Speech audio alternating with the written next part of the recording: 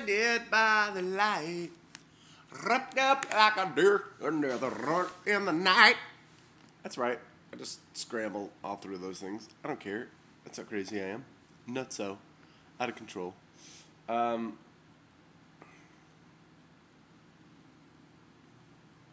Today is about hunger and thirst. Today is about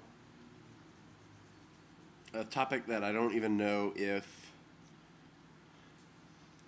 you have a computer, you might be actually somewhat unfamiliar with. I know living in the Western world, living in the United States of America, am certainly unused to genuine hunger, genuine thirst, like starving. I'm starving. I know we use it colloquially, but rarely are we so. However, you're at least familiar with the pangs of said infirmities. And hey, I don't know, maybe if you're one of those types, you've gone on a fast or a master cleanse, and then maybe you've started to know a little bit of hunger, I bet. Matthew 5:6. Blessed are they which do hunger and thirst after righteousness, for they shall be filled. Come and be filled. Are you hungry? Are you thirsty for righteousness? Or do you delude yourself and pretend it doesn't exist? I hunger and thirst for righteousness. I hunger for you to hunger and thirst for righteousness.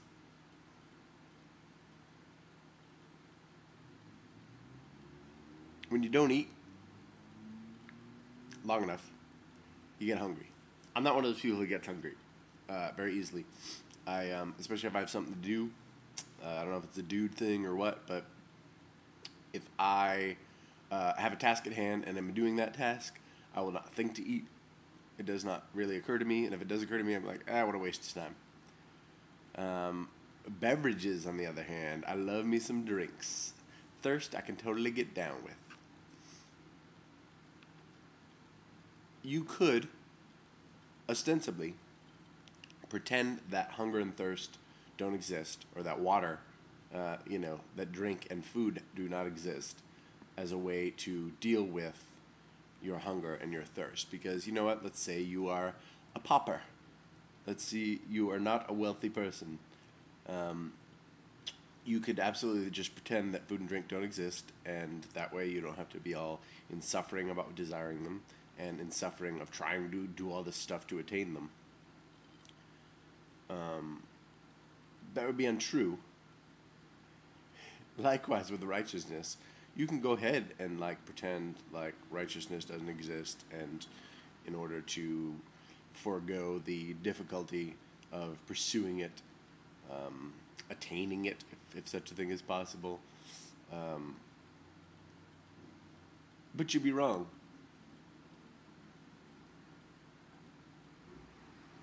There are things which rejoice in this world, and there are things which bring low.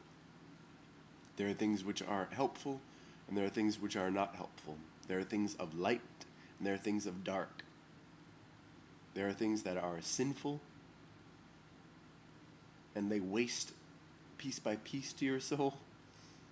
And there are things which are righteous, which indeed elevate you, elevate your species, and rejoice the heart of the Lord. This artistic place, this grand living sculpture, museum, music hall, dance hall that we live in has been made by an artful designer who has made you as well.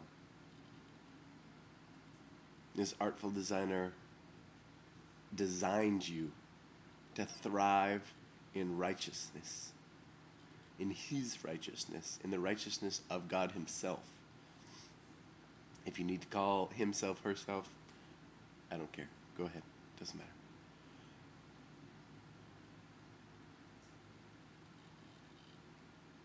We are called to this just as we are called to fill our bellies and fill our bladders.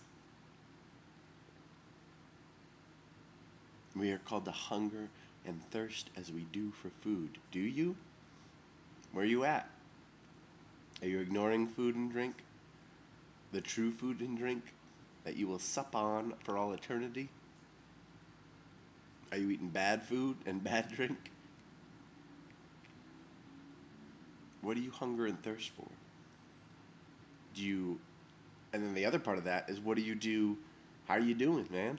How you doing, lady?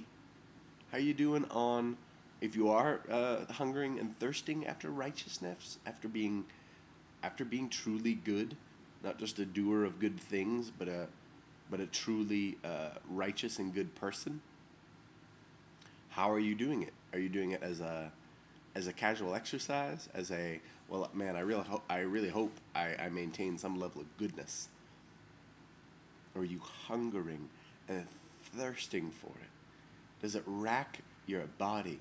Does it wrap your mind up in pretzel knots? Pursue it like a meal. Pursue righteousness like you are starving like Marvin and you are chasing a hamburger. Well, actually, if you were actually starving, you couldn't actually eat that. A glass mixed with algae and spirulina and alkalines and all sorts of crazy ish. Chasing that. Are you starving?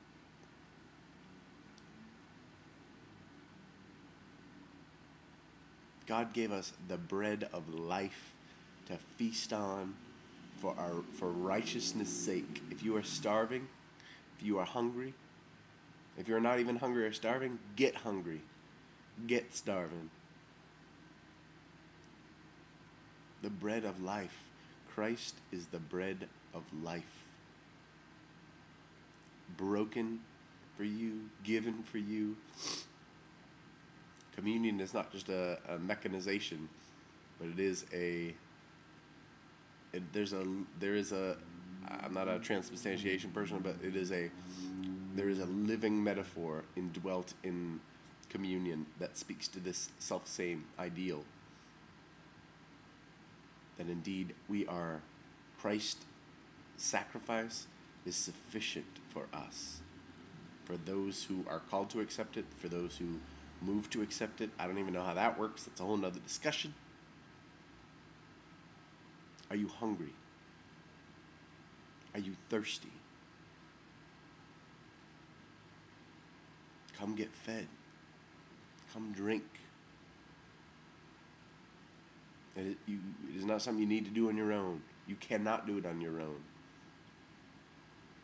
But call upon the source of all righteousness, and you will be full and fat and happy. That was the sound of me patting my belly. Peace be unto you. Amen and Selah.